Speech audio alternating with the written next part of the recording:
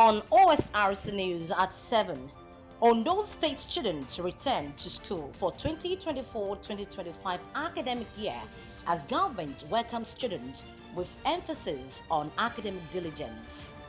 Governor Ayedatiwa encourages local government officials to apply anti-corruption lessons in daily activities. President Tinubu signs bill establishing National Center for Control of Small Arms. And from the foreign scene, trial of alleged rapist Dominic Pellicourt, 50 co-defendants sparks outrage across France.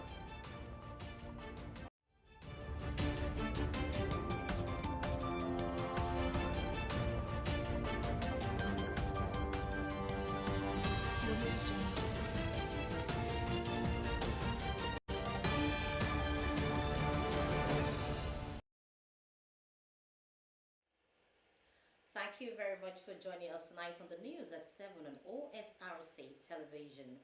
I am Oyewumi Ayinigbara. Schools across Ondo State have officially resumed for the new 2024-2025 academic session, with students returning to their classrooms and engaging in various activities.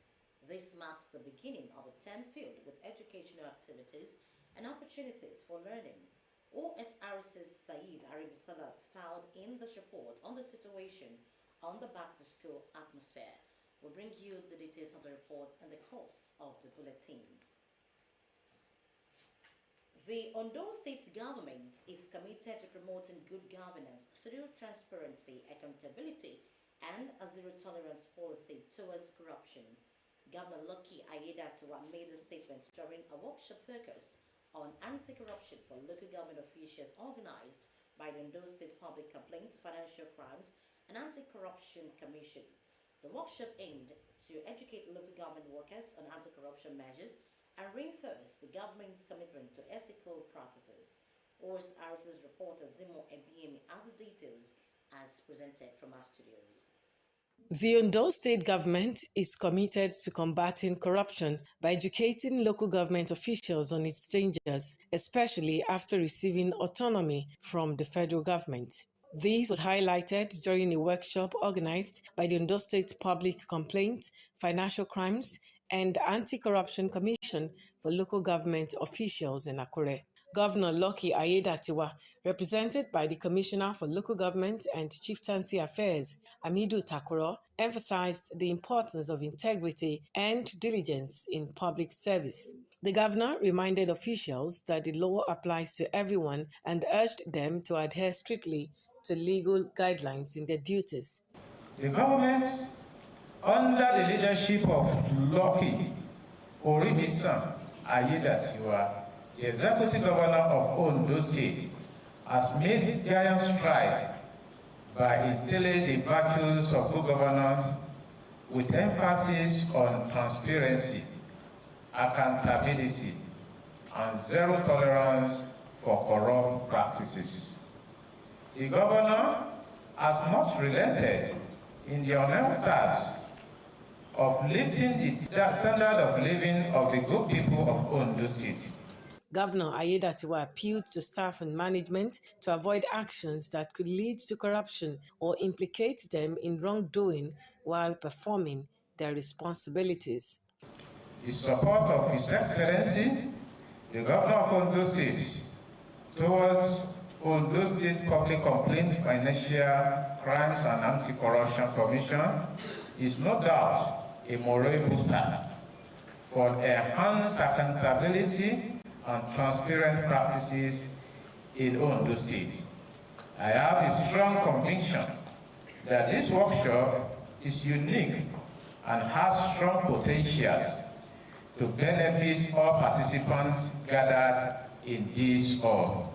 Chairman of the Ondo State Public Complaints, Financial Crimes and Anti-Corruption Commission, Justice Williams Akintoroye, commended the state government for implementing laws aimed at guiding local government workers against corruption.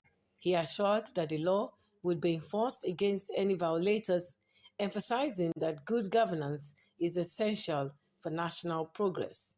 Unless and until we take the bull by the horn to stem the tide of corruption the society shall continue to suffer because of the other development consequences. Corruption is indeed a cankerworm, the fabric of society, as it has spread to affect every strata of the society. Akintoroye encouraged participants to apply the knowledge gained from the workshop in their daily activities to foster accountability and transparency within local governments. The federal government has launched an 8-point plan to generate at least $100 billion and create over 2 million jobs from Nigeria's creative economy yearly. The plan, unveiled by the Minister of Art, Culture and Creative Economy, Anatu Musawa, at a roundtable for local and international investors in Lagos, has the potential to grow Nigeria's creative economy by 400% by 2027, positioning the sector to leapfrog in the long term. According to the minister, the 8-point plan and roadmap include initiatives such as skills development, policy frameworks, governance and collaboration, smart strategic partnerships, growth targets, enabling a business environment, cultural heritage preservation, and sustainability.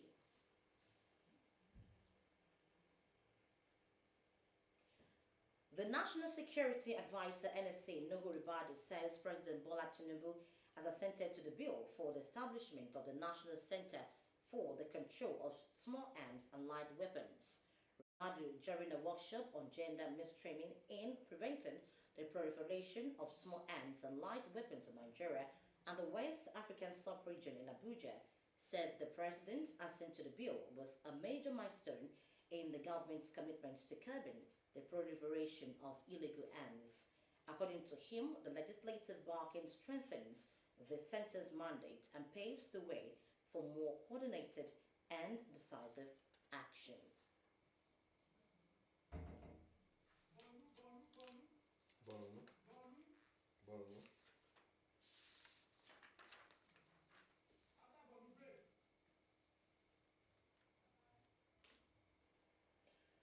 The United Nations has announced the donation of $6 million fund in support of the Maiduguri flood victims in Borno State. In a statement, the humanitarian coordinator in Nigeria, Mohammed Fall, said a joint mission comprising UN agencies and NGOs alongside the Nigeria Red Cross Society visited the city of Maiduguri over the weekend.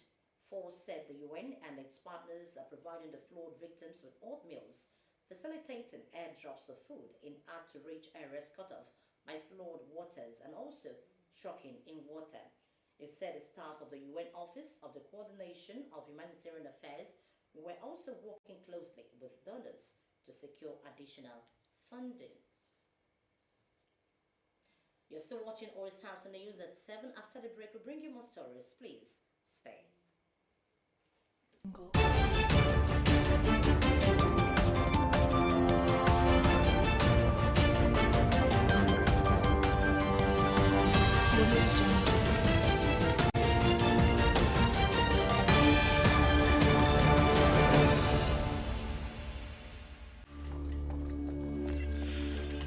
Ambition. My G, for our ambition, we go hard. We go day night till we make it. We go hard till we find that perfect beat. The perfect beat, the one the world will put on repeat. So we chase greatness in every moment, making every naira count. We put out content after content till it's comment after comment. And with Glow by our side, We have more to offer. because the MyG bundle comes with bonuses Giving you way more data value and way more steez on IG, Snapchat, TikTok, WhatsApp, Glow TV, Audiomack, and Boomplay. in one fly package. Dial *312# now and select My G bundle. Glow Unlimited.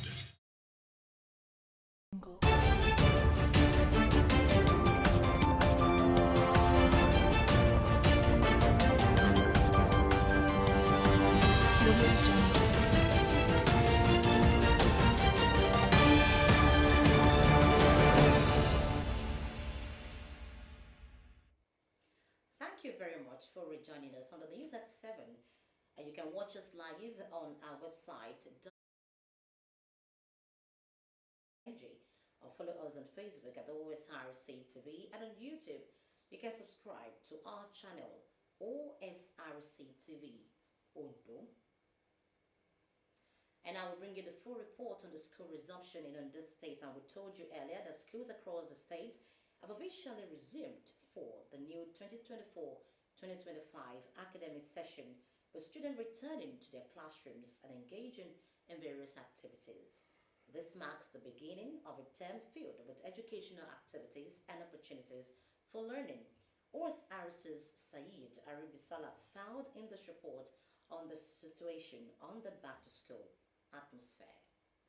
It's a fresh start here as schools across Ondo State have officially resumed for the new 2024-2025 academic session, with students returning to their classrooms and engaging in various activities. The atmosphere was lively as students participated in environmental sanitation under the supervision of their teachers to prepare their surroundings for learning. We have to gather ourselves, motivate ourselves to work today, but by the grace of God, everything will be done. Parents were also present, ensuring a smooth start for their children, especially those transitioning to secondary school. For some students like Martins Orire, the start of the academic year was challenging due to skyrocketing transportation fares, forcing him to ride a bicycle several miles to school. 300 per coming and going back is 600 a day. In a week. At Ejioba High School in Akure North local government area, the school administrator welcomed students during the assembly and urged them to remain focused and diligent. After how many weeks holiday? 7 weeks holiday. We have resumed all academic activities. Immediately after the assembly, you go into your classes. We are going to have a principal's test. Similarly, the principal at Fiwashayi Girls Grammar School emphasized the strict no examination malpractice policy. So make sure that you barb your hair, cut your fingernails, make sure you dress like students. Is that okay? Yes. At St. Dominic's Grammar School, it was an atmosphere of calm as the students reunite with their teachers for the academic journey. Teachers are prepared. Students, the turnout today is even very impressive. We have over 1,000 attendance of students already. I'm assuring you that we'll be expecting great things in the school. We started since last week. I ordered my teachers to resume last week, Wednesday, when we have our statutory meeting. While parents and guardians expressed delight over their children's return to school, many lamented the economic situation and its impact on educational cost. It's getting too much on us. Go easy, can't joke, come about beat it down. Then the issue of bata, come about wash. Then they should allow parents, although that has been settled. Why allow parents, keep parents around, Ashonita. Ondo State Commissioner for Education, Laolu Akindolie, visited several schools, including St. Louis Girls Grammar School, to monitor compliance and address concerns raised by parents regarding alleged admissions issues. He assured them that he would resolve these grievances. So we'll go and hold a meeting on this and we'll get back to you. So don't exercise any fear, just, yes, it's all right.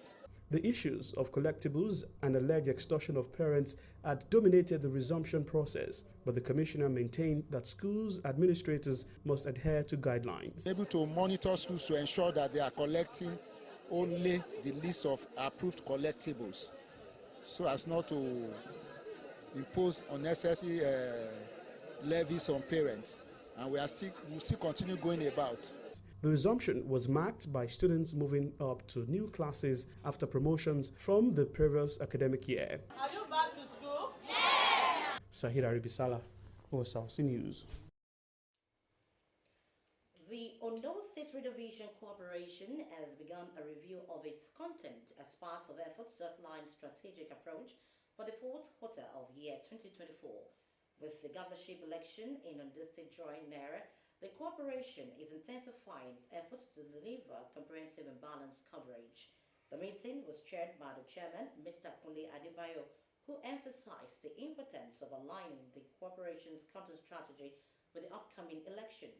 In addition, the OSRC will hold special programs aimed at voter education and election processes.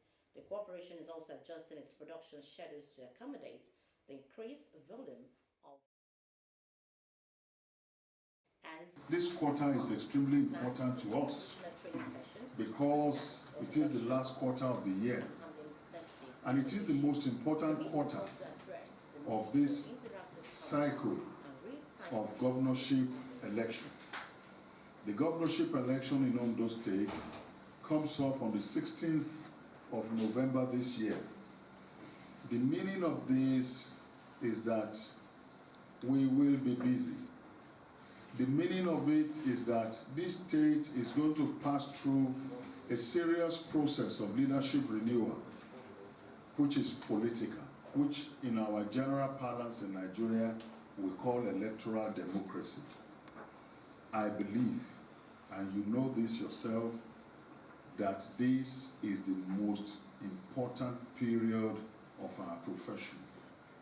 In other words, we will be with the election throughout the period of the electioneering. We will be with the campaigns, which is our job to report the campaigns. It's our job to report the elections. It's our job to report the results. And it's our job to stabilize the democratic experience that we are going to have in our state. To this end, the public expects a lot from us: accurate information, entertainment, correct enlightenment, and in fact, up-to-date information. Moving from here, we are going to start work seriously, more than before for this period, because we have a lot to do, as we discussed during the content review meeting. We have to go and do some needful in our departments to put so many things in order, so that the people will know that this period is a very crucial period in Ondo State. Because we all sat together to review all our programs, especially during this period, because we are in the last quarter of our schedule.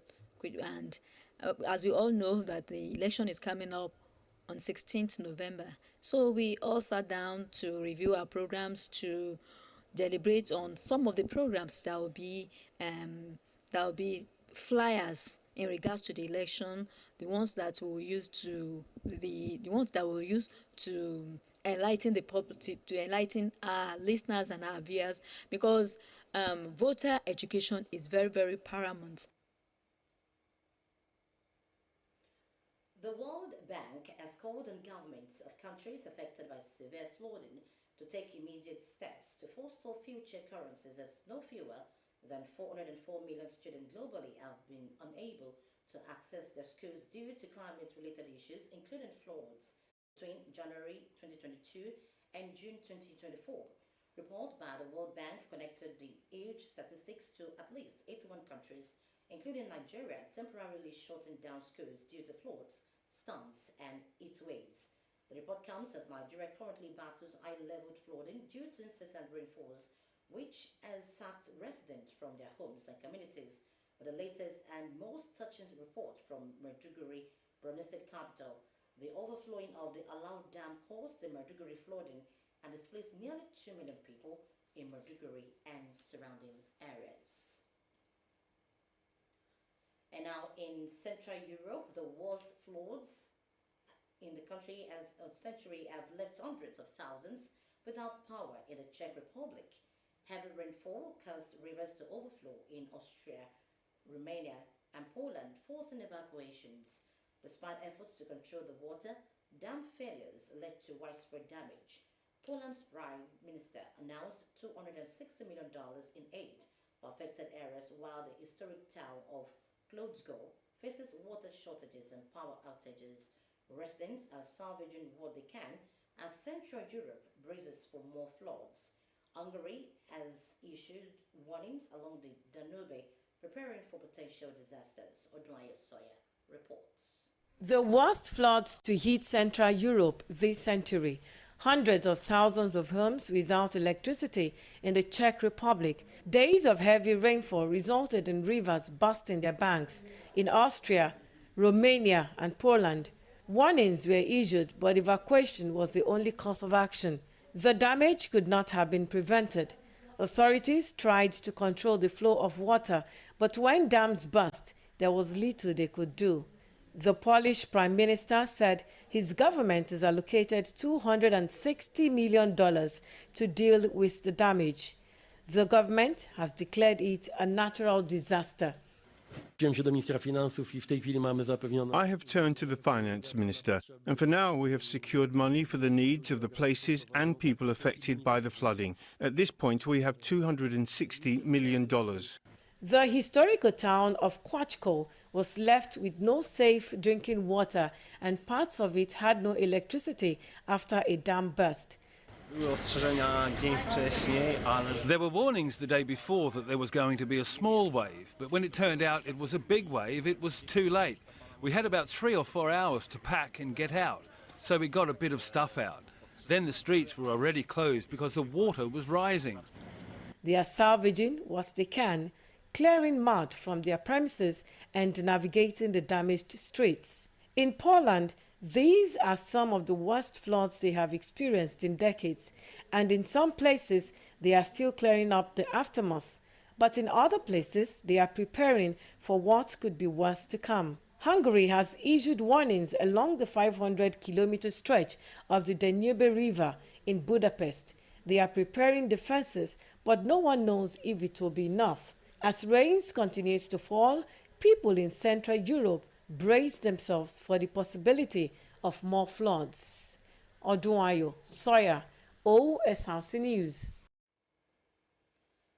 The man arrested over an alleged assassination attempt of former U.S. President Donald Trump has been charged with 2 firearms offenses. Ryan Roth is said to have locked up for 12 hours on Trump's golf course with a rifle and a scope. He fled the scene when Secret Service officers fired at him, but he was caught later. Speaking about the incident a few hours, Trump thanked the Secret Service for their quick response, but also asked for more officers on his security detail. Victor Akishilere tells us more. Donald Trump survived a bullet by millimeters back in July.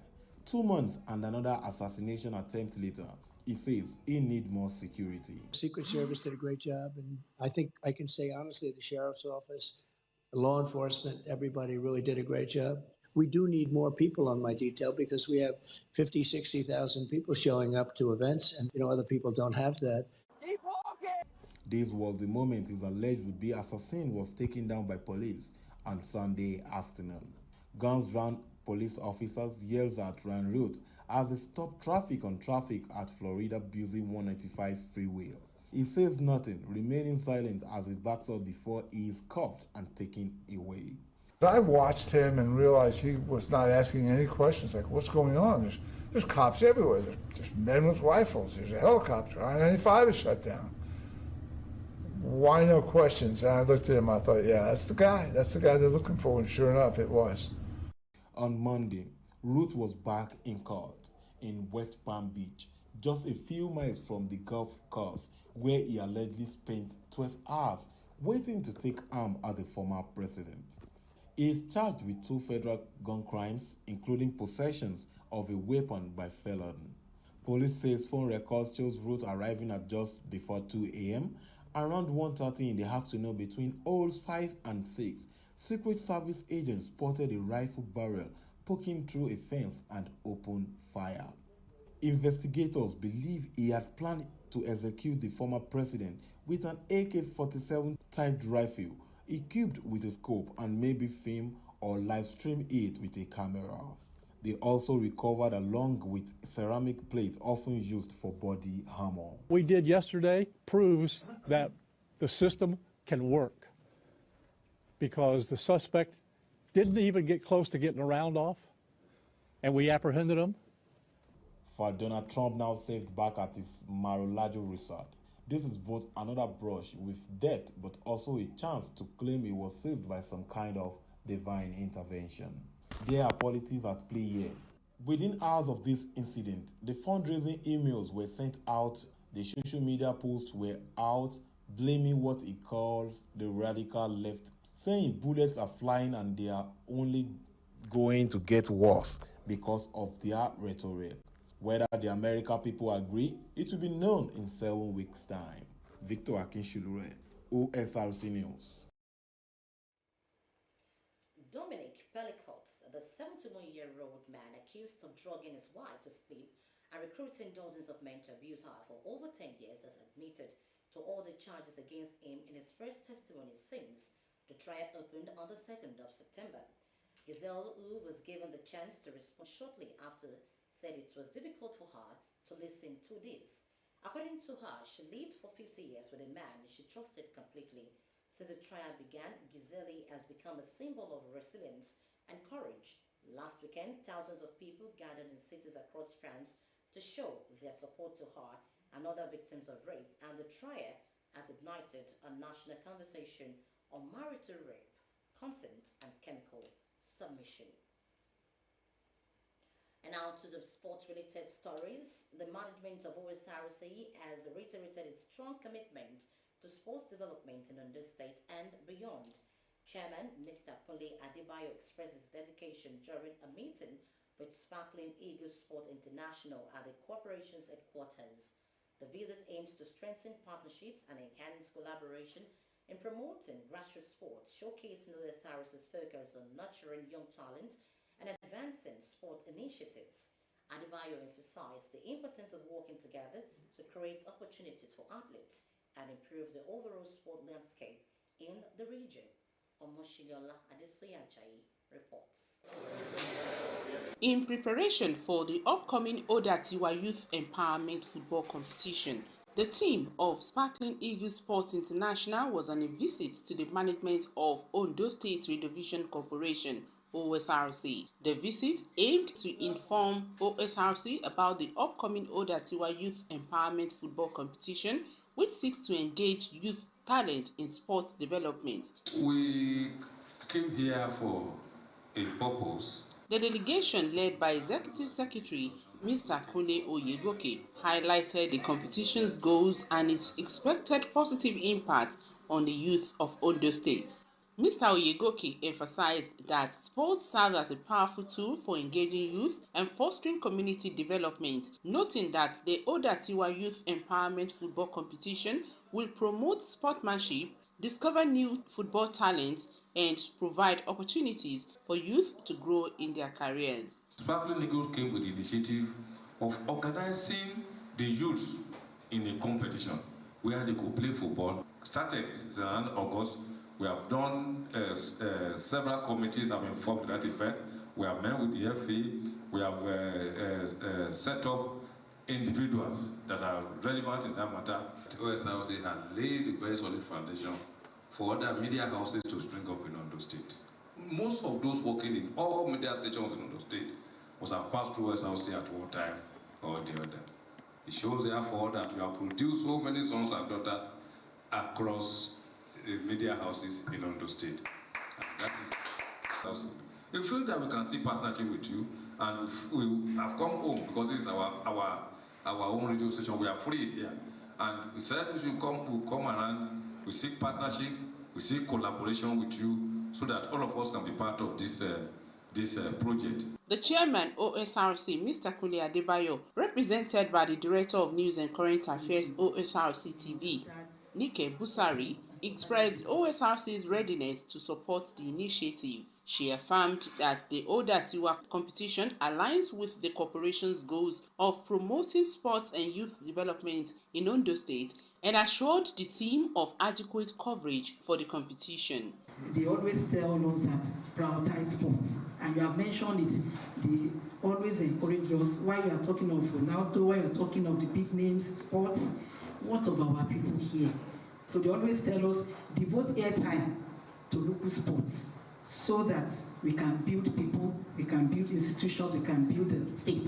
So I assure you on behalf of the chairman and our people that are here, that now that we are acquainted with what you have to offer us in the state, we are very much happy to partner with you. We will give you all our full support. Our door is wide open, and you can be assured of success as you drive this project. This partnership is expected to boost the profile of the Oda Tiwa Youth Empowerment Football Competition and contribute to the development of local football talents in Ondo State. Omoshiliola Adesoye Ajayi, Osrc News. And with that sports report, we conclude the news tonight. But before we go, a quick look at one of the top stories. We told you that schools across Ondo State have officially resumed for the new 2024-2025 academic session with emphasis on academic diligence. That's the news tonight. Thank you very much for your time. Good evening.